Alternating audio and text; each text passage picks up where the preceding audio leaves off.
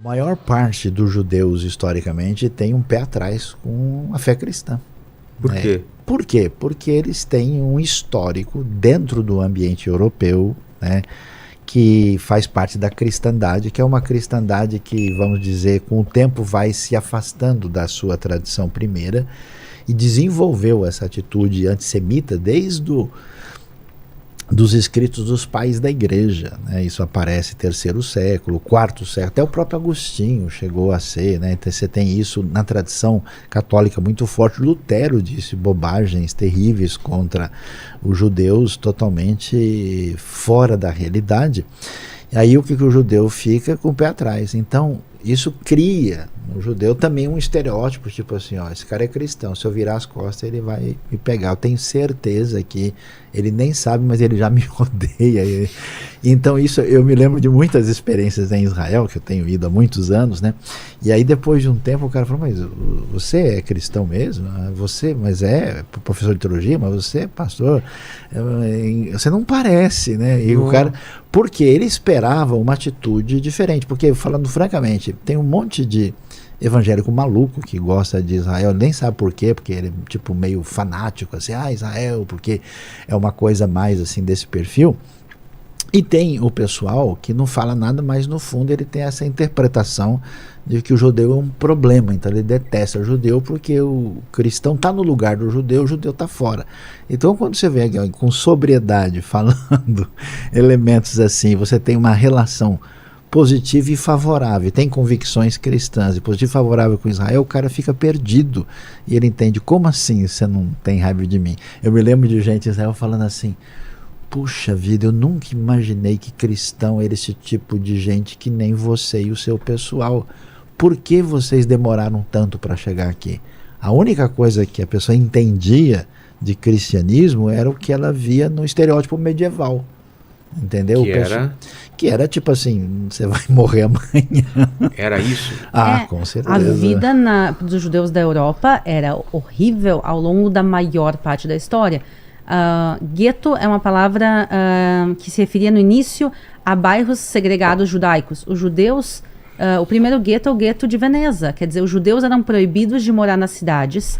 Se eram permitidos, tinham que ser fechados num bairro e tinha horário que podia entrar e sair. Os judeus eram proibidos de trabalhar na maior parte das profissões.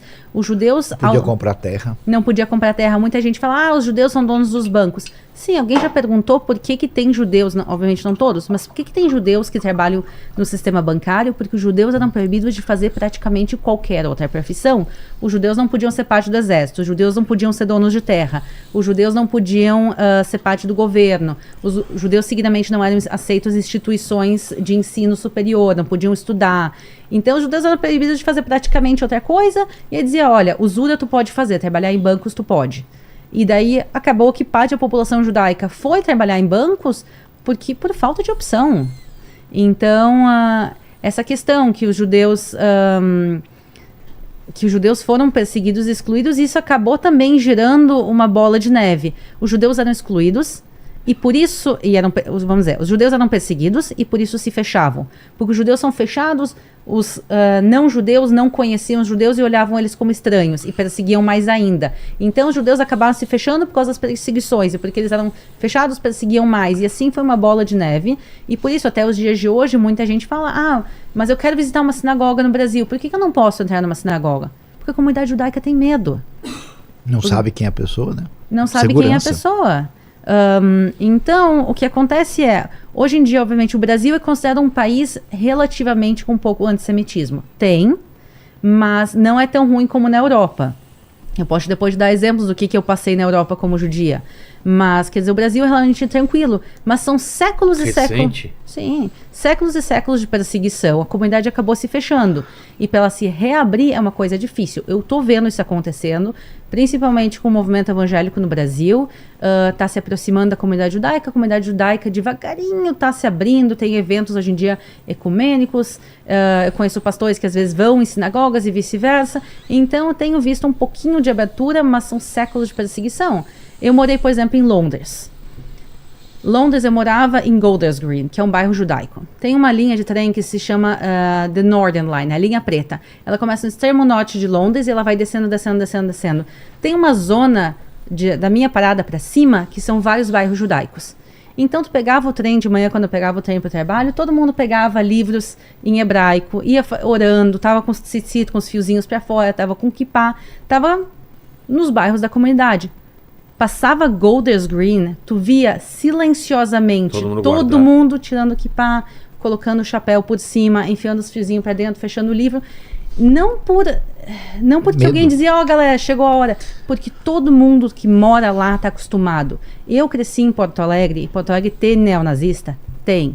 Eu cresci com a minha família me dizendo, a comunidade dizendo, não sai na rua com símbolo judaico, não sai com camiseta em hebraico. A chance de acontecer alguma coisa é pequena? Mas pode acontecer. Quer dizer, eu lembro em 2005... que 2 guris da comunidade foram esfaqueados por neonazistas, porque era Yom Ha'atzmaut, era o dia da independência de Israel. Eles foram na Cidade Baixa, que é um bairro que é um bairro de bares, e eles foram sair para beber, para celebrar. E eles decidiram que o dia da independência eles não queriam tirar kippah. E os 2 foram esfaqueados. A propósito, agora, poucas semanas depois, há poucas semanas atrás, finalmente, os neonazistas foram condenados. Isso demorou desde 2005 até agora a condenação. Então, a chance de acontecer é pequena? Mas pode acontecer. Então a gente cresce sabendo isso e a Europa é extremamente intensa. Tem países que são piores. Hoje em dia a comunidade judaica da França está indo embora. Simplesmente as pessoas estão pegando as coisas na França e estão fugindo da França, porque eles não aguentam mais o antissemitismo. Especialmente no sul, Marselha, Toulouse que e tal. Que tipo de teve uma pessoa entrou com uma violência física. Sim, uma pessoa entrou na escola judaica de Toulouse e matou 12 crianças. Literalmente de metralhadora. O que acontece é que tem violência no mundo, tem crimes acontecendo no mundo, e a comunidade judaica, a gente presta mais atenção no que acontece com a gente, obviamente. E por isso a gente acaba sabendo disso. Mas tem atentados. Vira e mexe na França, judeus são mortos simplesmente pelo fato de serem judeus. Teve um caso há não muito tempo atrás que um vizinho matou a vizinha que era judia. E no final deu um bafafá na comunidade porque o rapaz não foi condenado porque ele estava usando maconha e disseram não, ele não estava lúcido, consciente, por isso ele não foi condenado. Mas foi um crime de ódio. Quer dizer, ele era uma pessoa que já tinha tendências antissemitas, ele tinha postado nas redes sociais e um dia ele decidiu matar a vizinha que era judia. E não foi condenado. Então isso acontece e... tu não poder na rua, assim, eu e meu marido, quando a gente está às vezes em outros países da Europa, às vezes a gente fala inglês entre a gente em vez de falar em hebraico. Porque não todos os lugares a gente se sente confortável em falar em hebraico. Não todos os lugares a gente se sente confortável de mostrar quem a gente é. E por isso, eu seguidamente falo para as pessoas do antissemitismo e as pessoas acham que é mania de perseguição dos judeus. Que está tudo na nossa cabeça. Não tá. O antissemitismo existe. Judeus são mortos até os dias de hoje simplesmente pelo fato de serem judeus.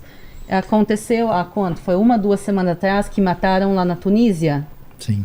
Teve também uma pessoa que entrou com uma arma e matou judeus dentro de uma sinagoga na Tunísia. Simplesmente pelo fato de ser a sinagoga. Então, e essa é a realidade. A Aline fala como uma judia, né? Eu não sou judeu. E eu tenho uma afinidade, estudei muito, tenho bastante contato, então às vezes eu tenho medo, só por causa dessa identificação, né, de proximidade, porque tem lugares, né, que a gente está assim, se você for falar qualquer coisa em hebraico é bom pensar 2 vezes. Eu me lembro que eu cheguei num lugar, num país do mundo aí de repente o sujeito surgiu do nada e falou, o senhor está procurando sinagoga? Eu falei, não, sinagoga, o que é isso, né? Não, eu sou do Brasil, não sei nada, eu estou com o pessoal ali, porque o cara saiu do nada assim e queria me tirar do grupo para me levar em um lugar que não é exatamente muito hospitaleiro para a comunidade judaica, né? E eu, por falar certas coisas, né? Israel merece críticas, eu acho que muita coisa que acontece no ambiente judaico de religião, como também no ambiente cristão, não é saudável, não é bom. A gente tem uma crítica que é baseada na avaliação, na sensatez e qual o desdobramento disso. Mas só o fato de você, por exemplo, dizer, olha, Israel e o povo judeu merecem muitos elogios é suficiente, porque ela não vai ouvir. Eu, como não sou judeu, vou ouvir coisas que eles não falariam na frente de um judeu. E eu já tive essa experiência no mundo. Porque o pessoal não está sabendo, bom, como o cara não é, então deixa eu te explicar aqui. Nossa, e aí o pessoal tira o pé do freio, entendeu? Entendi, aí vai fala embora, mesmo. Fala à vontade, você escuta e ouve até, em alguns casos, eu até dei corda, até onde o cara vai chegar com a maneira que ele pensa. E realmente, em muitos momentos, é um negócio absurdo, né? Mas olha, uma coisa que eu acho muito importante e valioso é que é o seguinte, é verdade, né, que a tradição cristã, né, e a gente tem cristianismos, né, você tem a tradição ortodoxa do mundo do leste europeu e oriental, você tem os cristianismos menores desconhecidos aqui, como coptas, como outros cristãos que falam aramaico no Iraque, pessoal que é maronita, né, que o pessoal daqui não conhece. Você tem a tradição católica romana e a tradição protestante com todos os seus desdobramentos e o que a gente chama de evangélico no Brasil, né? Mas a tradição judaica também ela é bastante diversificada, né? Ali depois eu posso até dizer, nem todo judeu é aquele cara que se veste de preto e tem aqueles hábitos. E apesar disso, da gente ter grandes diferenças, e algumas dessas diferenças são realmente difíceis, né? Por exemplo, não tem como um cristão abrir mão de Jesus. Não tem como o judeu entender Jesus como os cristãos entendem. Eu até quero saber sobre os judeus messiânicos, né? Vamos falar. Aí nós vamos ver que existem elementos distintos, mas existe, vou dizer uma coisa forte aqui, não é possível um cristão, que é um cristão autêntico, eu não sou cristão de tradição, sou cristão por experiência e por convicção, e não é possível entender a Bíblia e entender Jesus sem entender a realidade judaica. O pano de fundo, a cosmovisão, a percepção da realidade, sem povo judeu e sem a realidade de Israel, não existe cristianismo bíblico. Então, é importante para a tradição cristã... É a chave para entender muita coisa? É o ambiente, é o cenário, é o oxigênio, é a base, é a terra que está lá.